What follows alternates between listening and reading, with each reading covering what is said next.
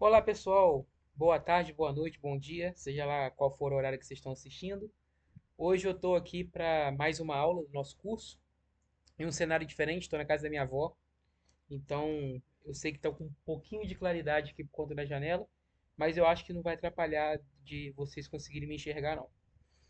Bom, então, para dar continuidade, né, eu também vou pedir desculpa porque eu estou achando que eu estou um pouquinho gripado, estou falando um pouco fanhoso, mas acho que não vai atrapalhar tanto. Então, dando sequência às nossas aulas, né? Hoje vai ser a nossa quarta aula, né? Que a gente vai começar a falar sobre introdução a reações orgânicas. Então, né? Como já é de costume, como sempre eu começo a nossa aula, né? Com os exercícios que eu deixei da aula passada para vocês fazerem. E aqui a gente vai começar resolvendo esses exercícios. Só que dessa vez eu vou fazer um pouquinho diferente.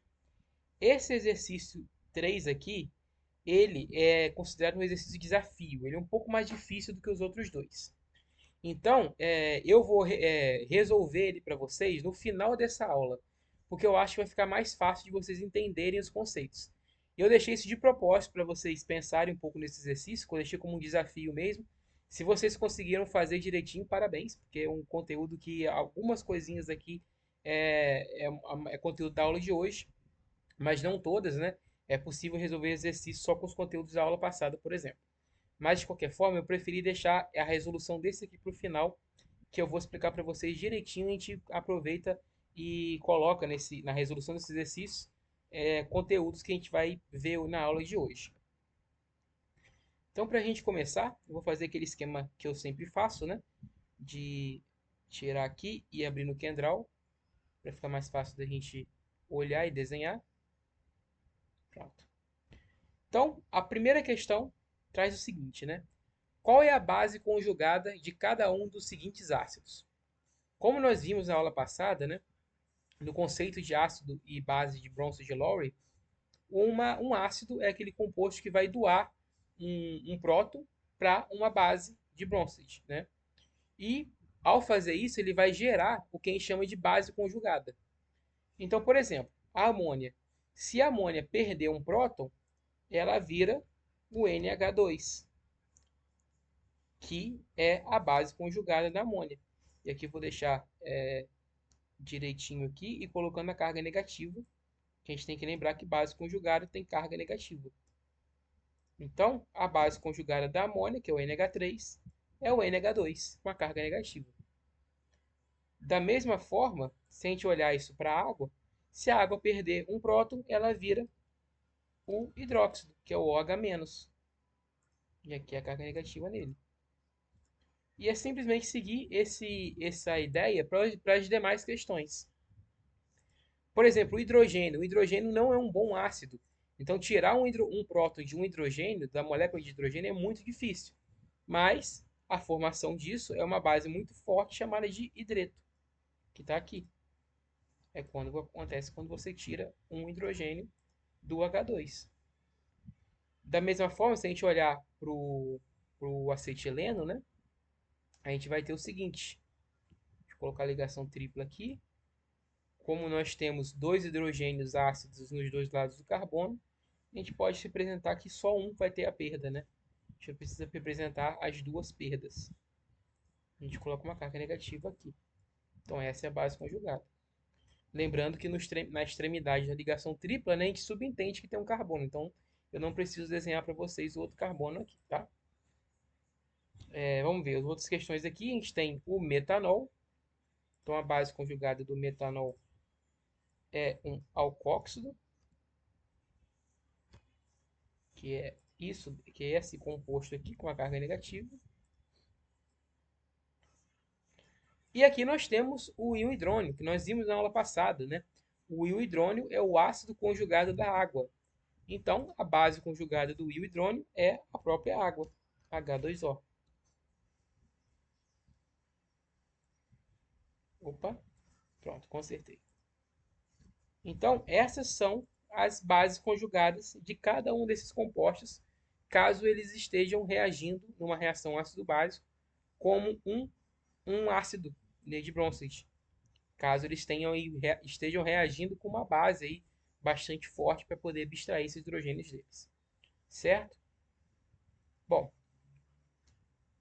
para a segunda questão, vamos lá, vamos abrir aqui. Essa questão já envolve o conceito de acidez e basicidade envolvendo pKa. Então ela fala assim: um ácido HA tem um pKa igual a 20 e um ácido HB tem um pKa igual a 10. Qual é o ácido mais forte? Então a resposta dessa questão a gente tem que lembrar dos conceitos de Ka, que é constante de equilíbrio ácida, né? E de pKa. Então, nos conceitos de pKa, quanto menor o valor de pKa, mais ácido o ácido é. Então, se aqui é 20, o HA tem 20 e o HB tem 10, o HB tem um pKa menor do que o HA. Logo, na resposta da letra A, o ácido mais forte é o ácido que tem um pKa menor. Portanto, HB é o ácido mais forte. Letra B. Haverá alguma reação ácido-base cujo equilíbrio esteja deslocado para a direita quando se adicionar um sal, no caso Na mais A menos, ao HB? Justifique sua resposta. Bom, vamos desenhar essa reação aqui. Vou botar o sódio, né? Sódio. Vamos botar o A menos, que é a base conjugada do ácido HA, tá? E ele vai reagir, portanto, com o HB. Vou botar assim, HB. Opa, ficou minúsculo. HB. Vai reagir com HB. E qual vai ser o produto que vai se formar quando o HA reage com o HB? Na verdade, vou botar até essa seta aqui como um equilíbrio, né? Já que a gente está considerando a questão como um equilíbrio, tá?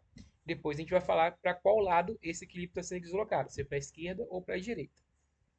Então, se a gente reagir o HA com HB, se nós levarmos em conta que o HB é uma espécie ácida e o HA é a base conjugada, ou seja, uma espécie básica, então nós teremos a formação de HA mais NaB. Esses seriam os dois produtos. Vai ter uma reação de substituição, que a gente vai ver daqui a pouco, onde o A que está conjugado no contraíon sódio vai se ligar ao hidrogênio, formando o HA, né? E o B vai formar o contraíon com sódio. Em outras palavras, a gente está dizendo que a base conjugada A-, né? Esse ânion abstraiu um hidrogênio do ácido HB, formando então o ácido HA. Aí que vem a pergunta, né? Se, de acordo com as aulas passadas, nós vimos que um equilíbrio em uma reação ácido-base era deslocada em direção ao ácido e à base mais fracas, né?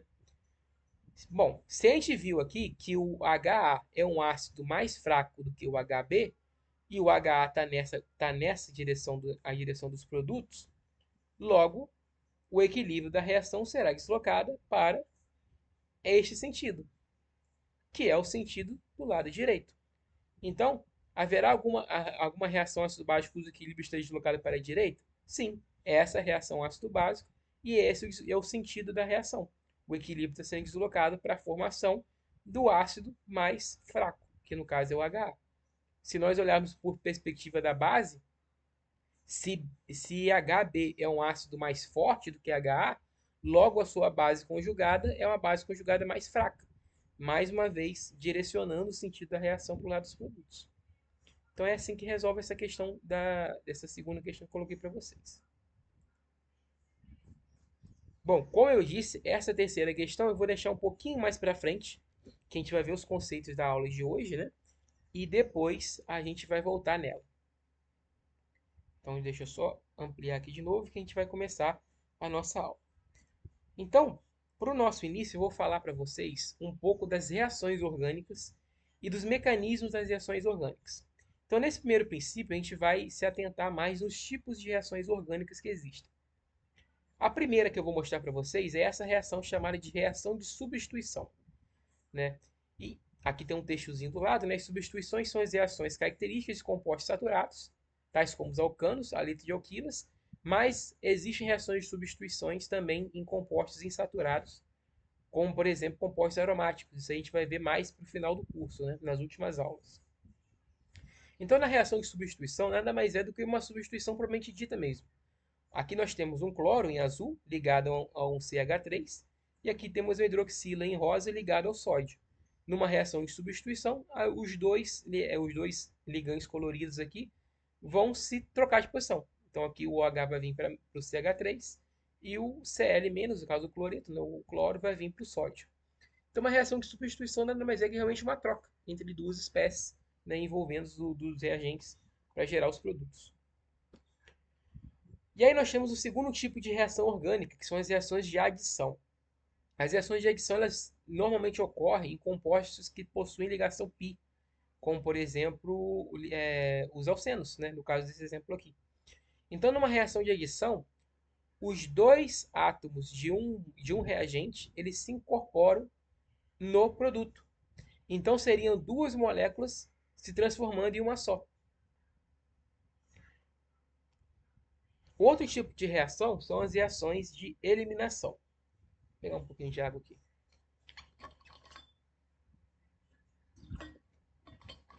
Segura um pouquinho aqui, Ivan.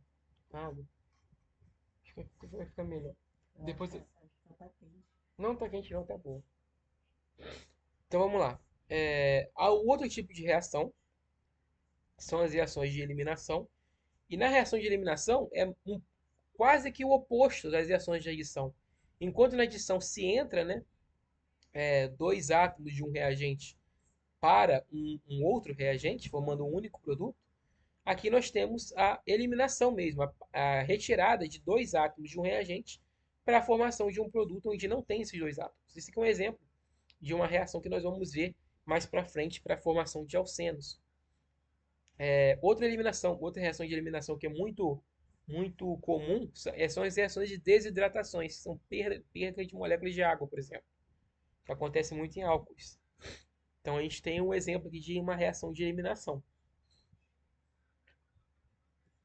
Um outro tipo de reações em química orgânica, que a gente vai ver um pouco mais para frente também, são os rearranjos. Os rearranjos eles têm um mecanismo até um pouco diferente, né, para poder se explicar. São mecanismos até um pouco difíceis até de acreditar que algum deles acontece, mas acontece. Então, por exemplo, se nós tivermos esse alceno aqui reagindo com uma catálise ácida, ele se transforma nesse alceno aqui. Os rearranjos, geralmente eles acontecem para haver a formação de um composto que é mais estável do que o composto anterior. Então, por exemplo, é muito mais estável você ter uma dupla com 4 substituintes, uma metila em cada carbono, do que ter uma dupla com apenas um substituinte, uma ligação carbono-carbono, né? Então, esse composto acaba sendo um pouco mais estável e favorece esse rearranjo. Bom, agora a gente vai entrar em dois conceitos aqui que são muito interessantes e importantes para que a gente estude como que as reações químicas, as reações orgânicas, elas vão acontecer. Então, esse conceito vai partir do que acontece quando uma ligação covalente se quebra. Ai, desculpa.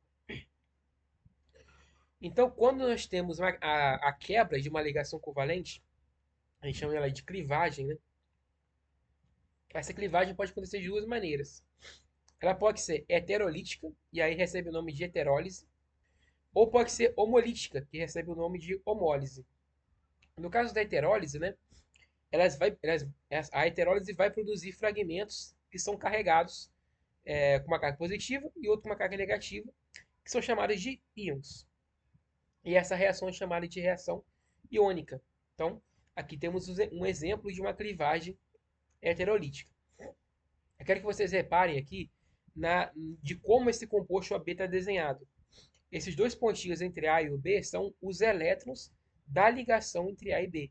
E reparem que a seta cheia, que a gente chama com a seta completa, está dizendo que os dois elétrons da ligação A e B eles estão se movimentando em direção ao átomo B, formando então dois íons. O átomo B com dois elétrons e o átomo A sem elétrons nenhum. Se o átomo A está sem elétron nenhum, ele acaba tendo uma carga positiva. E o B, como tem dois elétrons a mais, ele passa a ter uma carga negativa. Por outro lado, a gente tem a homólise, né? A homólise ela produz fragmentos com os elétrons desemparelhados, que são chamados de radicais. Essas reações de homólise, que geram radicais e vão gerar as reações radicalares, isso vai ser assunto para mais para frente, porque são tipos de reações um pouco mais complicadas do ponto de vista de mecanismo, né? Mas mais para frente a gente vai ver isso com mais cuidado. Mas só para vocês saberem, né, aqui no caso nós temos os dois elétrons compartilhados entre A e B.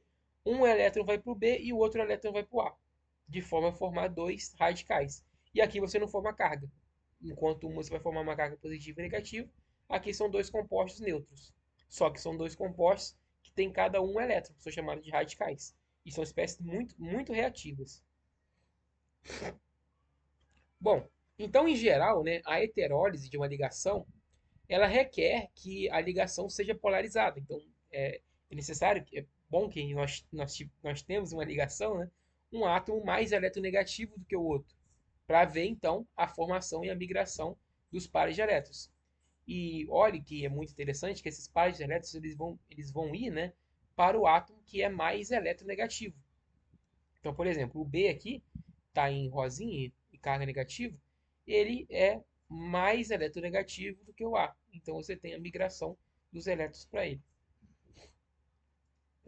Mas, né, mesmo com uma ligação altamente polarizada, a heterólise ela raramente acontece sem uma ajuda, né? E a heterólise requer a separação de íons com cargas opostas. Então, se nós temos aí que esses íons de cargas contrárias eles se atraem, sua separação existe uma energia considerável. Então, frequentemente, a heterólise ela é auxiliada por... Então, voltando aqui, pessoal, tive que fazer um corte na edição. Vou ter que fazer alguns cortes de vez em quando, com algumas coisinhas que acontecem aqui, porque eu não estou em casa, mas tudo bem. Então, mesmo com a ligação altamente polarizada, né, a heterólise ela raramente ocorre sem ajuda. Então, a heterólise requer separação de íons com cargas opostas, e isso requer uma certa energia. Então, você precisa de uma ajuda, né, digamos assim, para que essa heterólise aconteça. E essa ajuda vai vir de uma molécula que tem os pares de elétrons não compartilhados. Como, por exemplo, a molécula, o composto que a gente representou aqui com o Y nessa imagem de trás. Essa imagem de baixo aqui, né?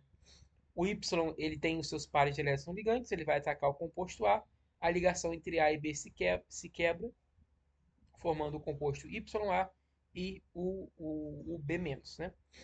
Esse composto YA, mais para frente a gente vai ver que ele pode ter alguns nomes. Um dos nomes que ele pode ter é de nucleófilo, tá? De ser um composto que tenha afinidade com uma carga positiva. E nós vamos ver daqui a pouquinho esse conceito de nucleófilo e também de eletrófilo.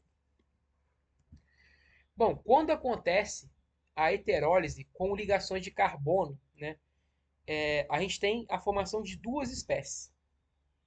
Então, por exemplo, se nós tivermos um composto em que o carbono é menos eletronegativo do que o outro grupo, ou seja, tem um grupo que é mais eletronegativo do que o carbono.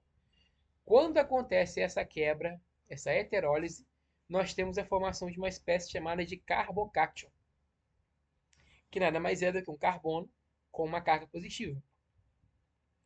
Se acontecer por outro lado, de termos uma ligação carbono e um grupo, e em que o carbono seja mais eletronegativo, a clivagem vai acontecer para o lado do carbono, e nós temos a formação de um carbânio, que é o carbono com uma carga negativa. Então são esses dois tipos de compostos, né? Eles são compostos altamente reativos, e em reações orgânicas eles geralmente são consumidos muito rápidos. Então são espécies que eles se formam como intermediários de reação e logo eles são consumidos para ver a formação do produto. São compostos muito energéticos assim. Então eles aparecem apenas como intermediários e não como produtos finais. Né? São raríssimos casos que eles aparecem como produtos finais. Os carbocatos, então, eles são deficientes de elétrons. Né? Se ele tem uma carga positiva, eles perdem os elétrons para o outro grupo que estava, né, que abandonou aquela ligação carbono com o outro grupo. Então, eles têm apenas 6 elétrons em sua camada de valência e, por esse motivo, os carbocátions são chamados de ácido de Lewis. Nós vimos na aula passada o conceito, né, de ácido e base de Lewis. Então, a gente tem aqui que o carbocátion é um tipo de ácido de Lewis. Por quê? Em uma reação ácido-base, ele vai receber um par de elétrons, né, que é o que caracteriza um composto chamado de ácido de Lewis. Por outro lado, né, os carbânios eles são ricos em elétrons. Então, é o oposto. Se o carbocátion ele é um ácido de Lewis, Um carbônio, por sua vez, vai ser uma base de Lewis. Então, os carbânios, numa reação química, eles vão ser os compostos que vão doar os pares de elétrons, né? E aí, é claro que depende do substrato ou do outro reagente dos quais eles vão estar reagindo. Então, os carbânios são ânions, possuem pares de elétrons não compartilhados, então por isso eles são bases de Lewis e eles reagem como bases de Lewis. Aqui temos alguns exemplos de reações envolvendo carbocátio. Aqui temos um ânion, né, ou B-, que vai agir como uma base de Lewis, doar um par de elétrons para o carbono e formar a ligação CB, né, carbono com esse B aqui. No caso, é que ele não especificou que pode ser esse B. No caso, por exemplo, um exemplo mais prático, se esse B for uma molécula de água, por exemplo, a gente tem uma reação desse tipo aqui e a formação dessa espécie, onde temos uma ligação carbono-oxigênio, e aí sim a gente tem uma reação ácido-base com um carbocátio atuando como ácido de Lewis. E agora nós vamos para um outro tipo de nomenclatura que vai ser apresentado para vocês, que é a de eletrófilo e nucleófilo. Isso vai ser muito importante para a gente entender como que as reações químicas funcionam e mais importante ainda, daqui a pouquinho, quando eu for mostrar para vocês qual que é a relação dos orbitais moleculares, que é aquele assunto que a gente viu lá na primeira aula, como que é a relação desses orbitais moleculares com os conceitos de eletrófilo e nucleófilo. Então, por definição, né, o eletrófilo são reagentes que procuram elétron, de modo a alcançar uma camada eletrônica estável como a de gás nobre. O nome, né, eletrófilo, né, eletro vem de carga negativa mesmo, e filo vem de afinidade. Então, os eletrófilos é aquela espécie que tem afinidade por carga negativa. Então, são essas espécies que vão receber os pares de elétrons de um composto que tenha pares de elétrons para doar, para ligar, de uma base de Lewis. São esses compostos que vão receber os pares de elétrons de uma base de Lewis. Por outro lado, essa base de Lewis é chamada de nucleófilo. Nucleófilo procura um centro positivo, como um átomo de carbono carregado positivamente. No caso do nucleófilo, né, a palavra núcleo se remete ao núcleo do átomo mesmo. Se a gente lembrar da estrutura atômica, o núcleo do átomo é onde tem os prótons e o nêutron. Logo, o núcleo do átomo ele é positivo. Por isso que quando tem essa palavra nucleófilo, é afinidade pelo positivo, pelo núcleo, porque o núcleo remete à parte positiva do átomo. Então aqui nós temos algumas reações, novamente mostrando para vocês como que uma base de Lewis ataca um carbocátio, que é um ácido de Lewis e também um eletrófilo. E aqui nós temos, né, um exemplo real, como por exemplo se a gente trocar o carbocátio aqui por uma carbonila. A carbonila pode ser um ácido de Lewis também. Eu falei um exemplo real, mas tá, o B está representado como uma base genérica, né?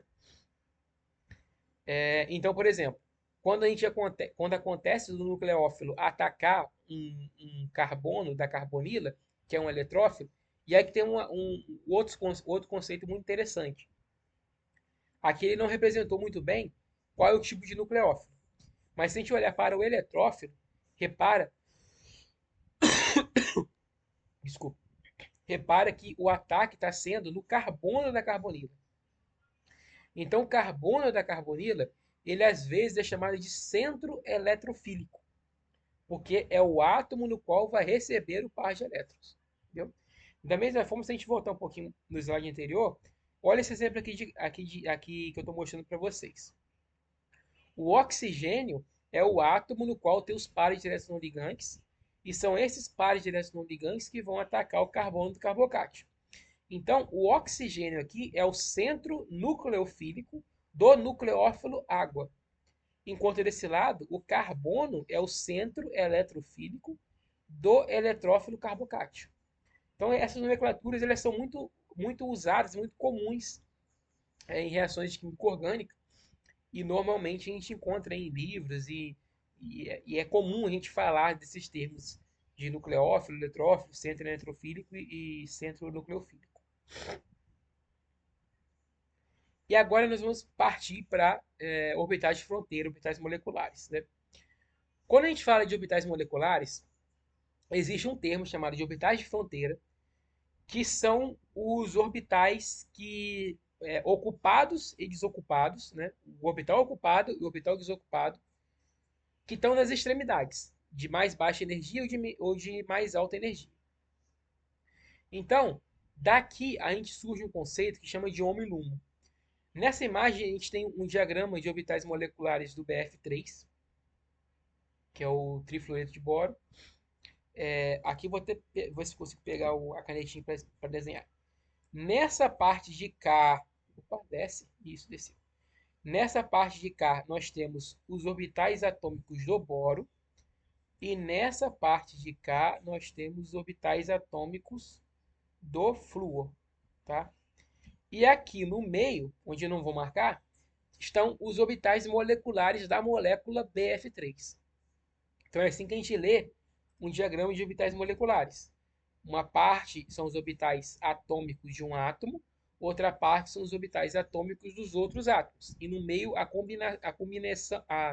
combinação linear dos orbitais atômicos, que vai gerar os orbitais moleculares da molécula BF3. Né? Foi mais ou menos isso que a gente viu até na primeira aula. E lembrando, né, que quando dois orbitais atômicos se combinam, geram dois orbitais moleculares, um ligante e um outro antiligante. Esse diagrama ele é obtido pelo método CLOA, né, são métodos computacionais que fazem ele, então é um pouco complexo assim, de criar, de tirar, né, digamos assim, ou de desenhar um diagrama como esse, depende de muitos cálculos, cálculos quânticos e tudo mais. E aqui nós temos dois conceitos que eu tenho que deixar bem claro para vocês. O primeiro é o HOMO. HOMO, ele vem da sigla em inglês Highest Occupied Molecular Orbital, ou seja, é o orbital molecular ocupado de mais alta energia. Então, o que significa? Nós temos aqui todos os orbitais moleculares e todos os elétrons envolvidos entre os orbitais atômicos de boro e flúor. Então, aqui todos os elétrons envolvidos. Repara que nós temos um orbital, que é esse aqui que eu vou marcar para vocês, vou circular aqui para vocês. Esse orbital aqui, ele tem um par de elétrons, ou seja, ele está ocupado, e ele tem uma energia um pouquinho acima da outra. Né? Esse diagrama é dado por energia, então quanto mais alto esses tracinhos estão, mais alta é a energia. Então repara que esse que está circulado aqui, ele tem uma energia um pouquinho mais alta do que as outras. Ou seja, esse orbital, ele é o orbital molecular ocupado, porque tem dois elétrons, de mais alta energia. Logo, ele é chamado de HOMO. Então esse orbital aqui é chamado de HOMO. Deixa eu ver se consigo escrever HOMO aqui. Eu precisava de uma mesa digitalizadora, isso facilitaria mais a vida. Então esse aqui é o HOMO. E por outro lado, né, o que vai ser o LUMO? O LUMO é o orbital molecular desocupado, de mais baixa energia. Desocupado a gente entende sem elétron nenhum. Então, se a gente olhar os desocupados, orbital molecular, tá? Então a gente tem que olhar só aqui no meio. Então aqui nós temos 1, 2, 3, 4 orbitais moleculares desocupados. Desses quatro, qual que tem a menor energia? É o que está mais embaixo, que é esse aqui, ó, 2A2 estrela.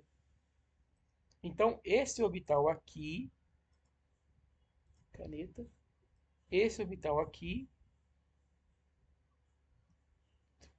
ele é chamado de LUMO. LUMO. Por quê? Porque ele é o orbital desocupado de mais baixa energia, ok? Agora a gente vai olhar o diagrama de orbitais moleculares de uma outra molécula, que é o NH3. A gente viu do BF3 e agora a gente vai ver da amônia, que é o NH3. É um pouco mais simples, né? Porque a gente está lidando aqui com hidrogênio, não com flúor, né? Hidrogênio tem menos elétrons. Então fica mais simples o diagrama.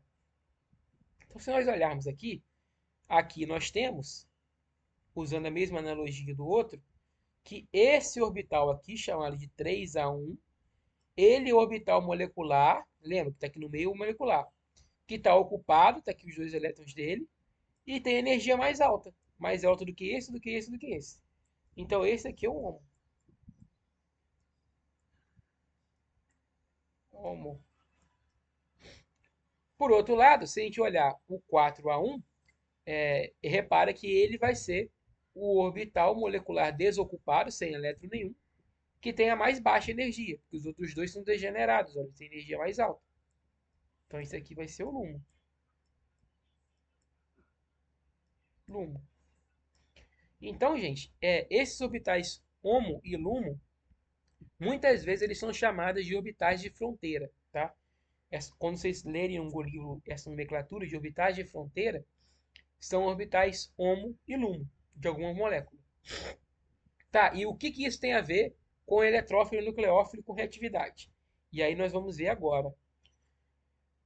Vamos dar uma olhada aqui com calma os dois diagramas de orbitais moleculares, um do lado do outro, da amônia e do BF3. Botei os dois aqui. Agora vamos olhar para o LUMO, o HOMO. Vamos olhar para o HOMO primeiro. O HOMO de cada um deles. Então, o HOMO da amônia está aqui, a gente já localizou ele na slide anterior.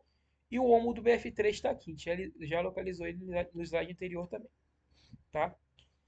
Se a gente for comparar a energia dos dois, lembrando que isso aqui é um gráfico de energia, né? Tem um eixo Y aqui de energia, onde mais alto esses tracinhos estão, mais energético é.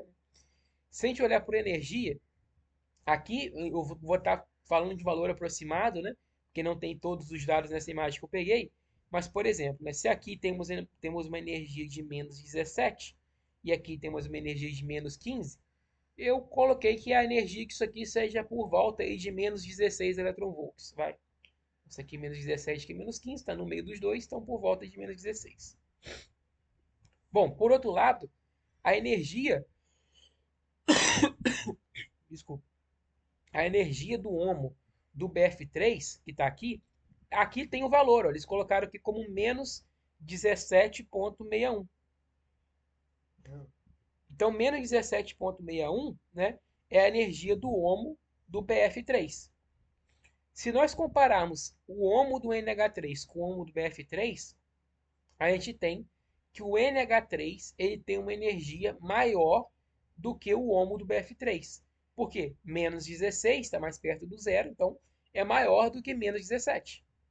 Então, se o NH3 tem um HOMO maior do que o HOMO do BF3 em termos de energia, se nós fizermos uma reação entre o NH3 e o BF3, o NH3 vai funcionar como o nucleófilo. Essa que é a nossa relação entre nucleófilo e orbitais de fronteira. Tá? Por outro lado, se a gente calcular a energia dos LUMOS, a gente vai ver aqui que o LUMO saiu fora. O LUMO do NH... Não desenhou não, gente. Caneta. O LUMO do NH2, do NH3 está aqui. E o LUMO do BF3 está aqui. Então, nós temos que o LUMO do NH3 está igual a menos 14 eletronvolts, né? Mais ou menos aqui. Esse aqui eu calculei. Esse aqui tá menos 13. Talvez até um pouco mais. Não sei. Eu botei aproximado aqui de menos 14, mas nem sei se é isso também não. Mas enfim, o que eu quero mostrar é que a energia do NH3 vai ter uma energia negativa, né? Porque aqui está em ordem de menos 13, vai ser uma energia negativa. Por outro lado, o BF3 tem uma energia de LUMO de mais, uma energia positiva, de mais 4,85. Então, o BF3 tem um LUMO mais energético do que o LUMO do NH3. Portanto, numa reação entre o NH3 e o BF3 vai reagir como um eletrófilo. Por quê? Porque ele tem um LUMO mais energético. E o NH3 vai reagir como um nucleófilo porque ele tem um HOMO mais energético. E é isso que eu trago aqui. Então, por exemplo, se a gente botar uma reação entre o BF3 e o NH3, o fluxo de elétrons vai ser entre os elétrons do NH2, do NH3, indo para o flúor, formando essa espécie aqui, que é o F3B-NH3, né? Claro que vai ser um intermediário. E aqui tem os orbitais de fronteira, o LUMO do BF3 e o HOMO do NH3, a representação deles e a forma nas quais eles vão estar se sobrepondo para formar essa ligação química nova aqui.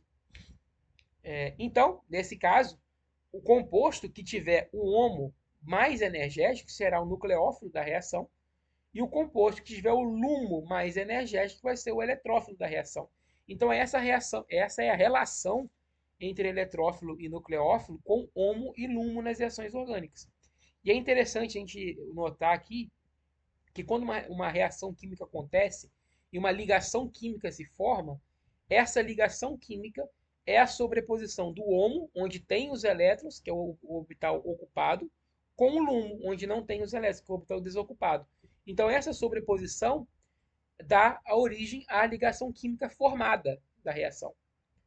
Por isso que, para ter uma sobreposição entre esses dois orbitais moleculares e formar uma ligação química, é necessário que esses orbitais, o HOMO de uma molécula e o LUMO da outra, estejam alinhados com a mesma direção e que eles tenham uma simetria próxima.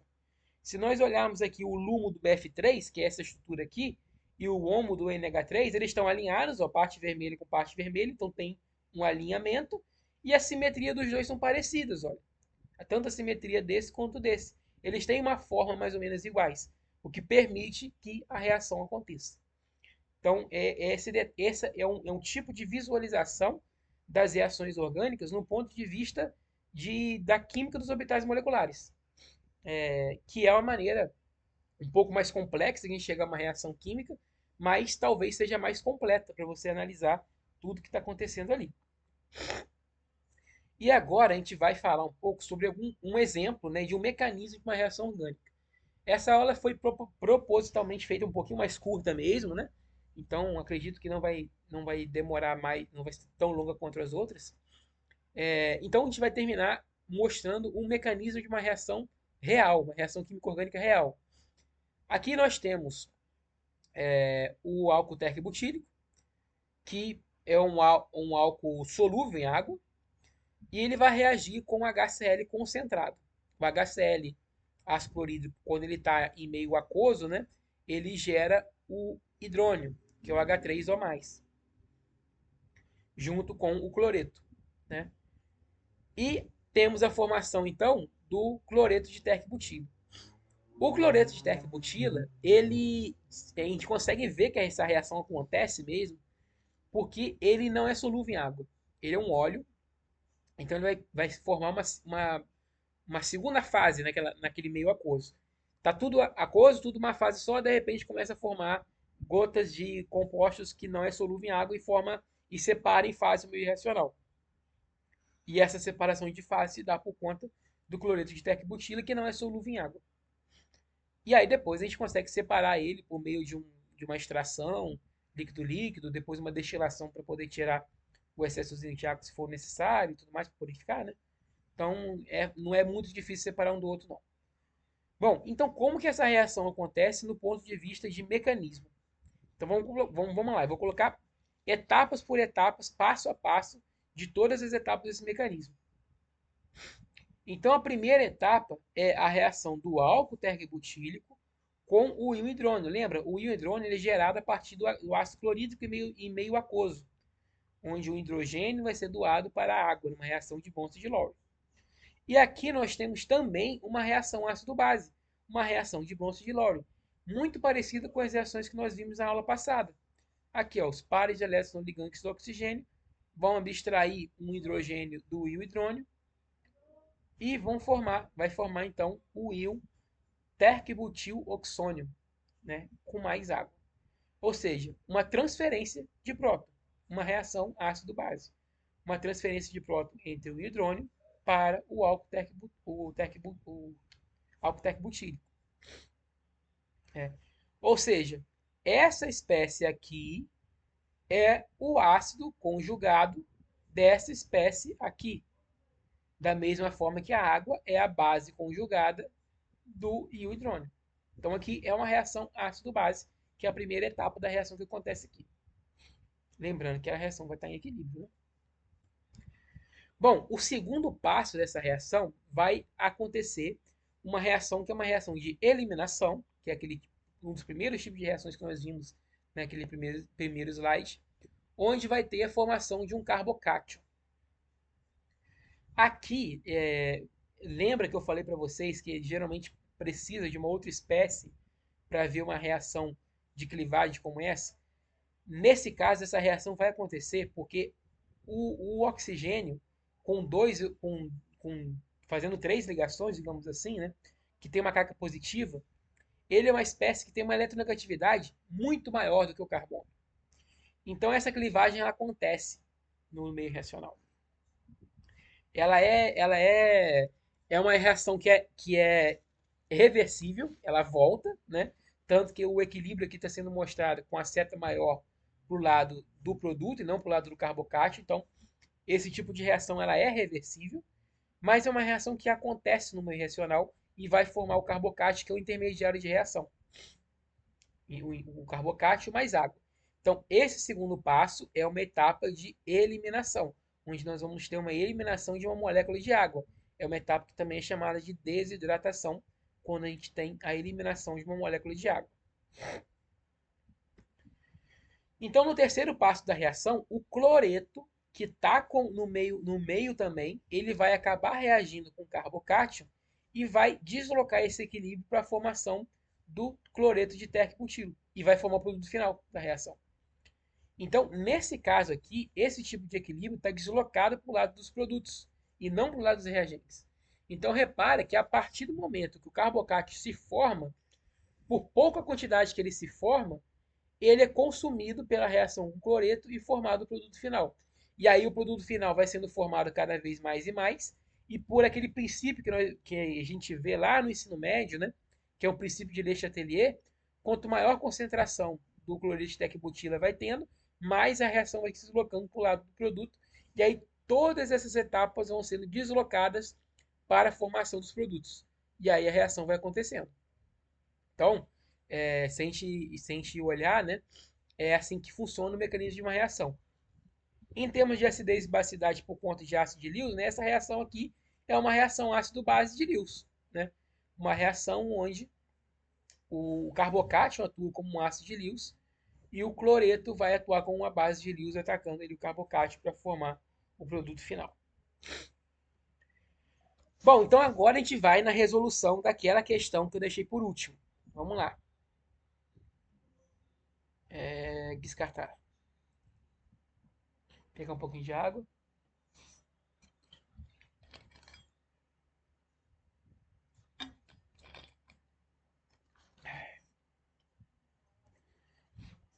Então a questão pede o seguinte, né?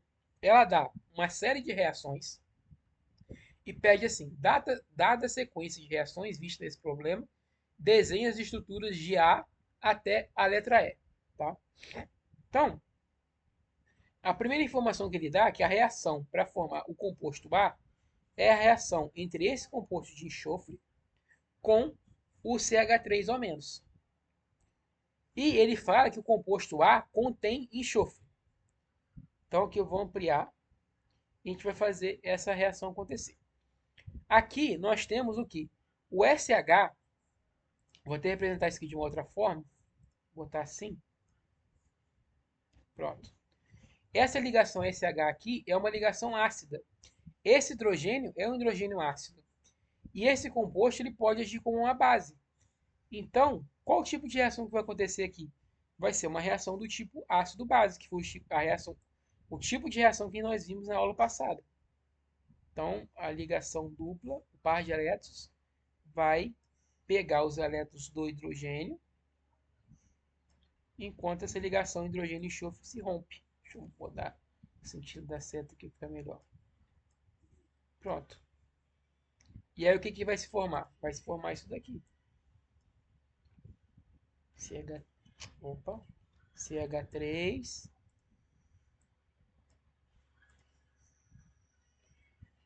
OH, né, que o hidrogênio estava aqui, vem para cá,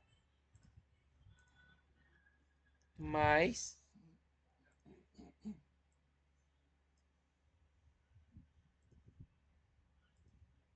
essa espécie aqui, com a carga negativa. Tá aqui. Então, se ele fala que o composto A contém enxofre, logo, esse é o A e esse é o B. Conseguimos resolver duas letras por conta dessa reação. E aqui fala que o composto A ele vai reagir com essa espécie aqui. Essa espécie aqui ela tem um nome em química que a gente chama de epóxido. A gente vai ver químicas de epóxido, eu acho que ainda nesse curso, talvez. Talvez a gente veja ou então no curso 2. Mas é muito simples. Eu vou desenhar a estrutura A de novo aqui embaixo. Vou copiar ela. Copiar ela aqui. E vamos desenhar o epóxido aqui.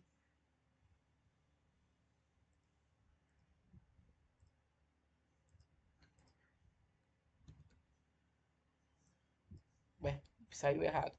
Deixa eu pegar o mais aqui de novo. Vamos desenhar o epóxido. O epóxido é um anel de 3 membros em que um dos átomos desse anel é um oxigênio e os outros dois são carbono. A gente pode até botar mais retinho aqui. Deixar assim, tá bom. Então vamos lá. E aqui nós vamos ter uma reação entre nucleófilo e eletrófilo, onde o nucleófilo vai ser o composto A, porque é ele que tem a densidade de carga negativa, ou seja, ele vai ser a base de Lewis, e o epóxido vai ser onde nós vamos ter a ligação carbono-oxigênio crivada. Então as setas vão ser essa aqui. Ah, acho que vai travar. Puxa vida. Travou. Deixa eu voltar aqui de novo. Tem uma seta específica no Kendall que ele não está reconhecendo. Deixa eu pegar aqui de novo. Então esse aqui vai ser o composto A e ele vai reagir com o epóxido.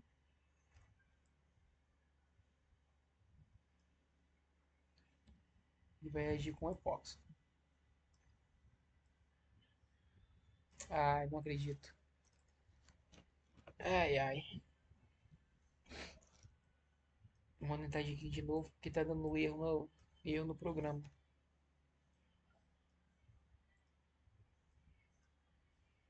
Nos últimos casos, se eu não conseguir fazer por aqui, se der muito erro, tem como eu fazer também por desenhando, né? Mas vai ficar um pouco mais difícil de ver. Mas acho que vai dar aqui. Ai, cara, de novo, não. O problema tá nessa seta.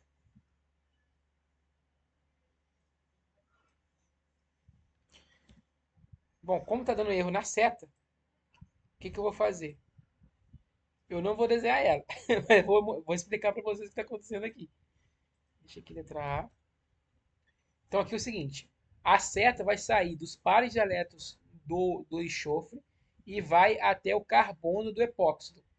E o que, que vai acontecer depois? Essa ligação carbono-oxigênio do epóxido ela vai se quebrar e a gente vai desenhar uma outra seta aqui para formar o produto que vai ser da letra C, que é uma estrutura, possui essa estrutura parcial aqui. Então, qual que é essa estrutura parcial ali? Vai ter uma parte do A, com essa aqui, ligado a um carbono, que é esse carbono que estava aqui, que vai estar ligado é, a um oxigênio, com a carga negativa. Então, esse composto é o chamado composto de letra C.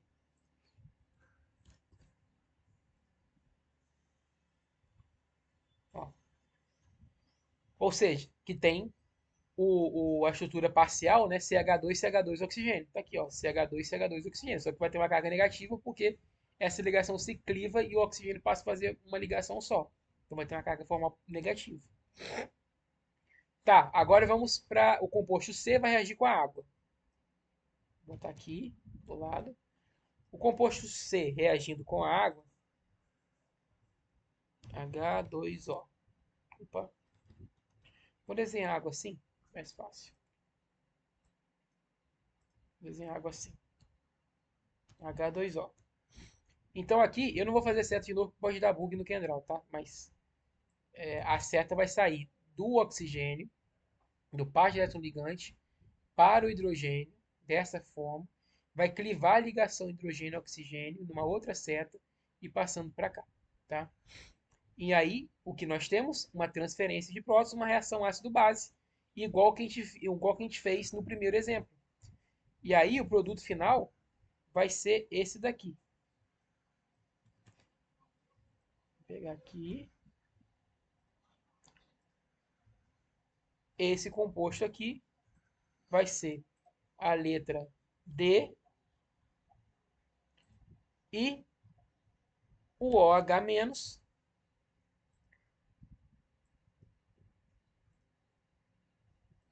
o OH- vai ser a letra E. Por quê? Porque ele fala que a letra E é um composto inorgânico, ou seja, que não tem carbono.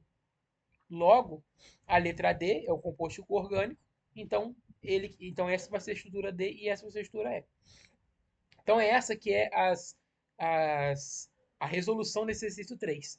Então, para explorar essa questão de eletrófilo e nucleófilo, eu quis deixar ele para o final. Que aí sim a gente consegue ver, por exemplo, principalmente nessa etapa aqui, que o enxofre é o centro nucleofílico, essa espécie de enxofre é o nucleófilo, o epóxido é o eletrófilo e o carbono é o centro eletrofílico. E a reação acontece do nucleófilo para o eletrófilo, formando a estrutura C, que é um conceito que nós não vimos na aula passada e estamos vendo agora. As demais reações, a primeira e a última, são reações ácido-base, que são as reações que nós vimos na última aula. Então, né, para finalizar a nossa aula de hoje, nós temos aqui alguns pontos importantes. Então, nós vimos a diferença das reações orgânicas, vimos a clivagem homolítica e heterolítica, vimos a questão de carbocátio e carbono, vimos a relação entre eletrófilo e nucleófilo com a relação com os orbitais de fronteira, né, o LUMO, e também como funciona o mecanismo e uso de certas curvas, né? Lembrando que as certas curvas elas sempre vão partir do par de elétrons até, ou seja, do par de elétrons do centro nucleofílico até em direção, né, a cabeça da seta vai ser direcionada ao átomo que é o centro eletrofílico do eletrófilo, né? No caso, pode ser um carbono de carbocátio, por exemplo.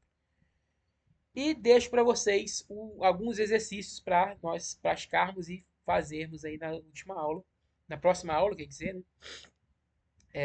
Que são exercícios envolvendo a questão das setas curvas e também um exercício para vocês treinarem mecanismos de reação. Então, pessoal, por hoje é isso. Peço desculpas aí pela aula, porque não estou em casa, mas eu acho que deu certo, foi tudo da maneira que eu estava esperando mesmo. E nos vemos aí na próxima aula. Falou!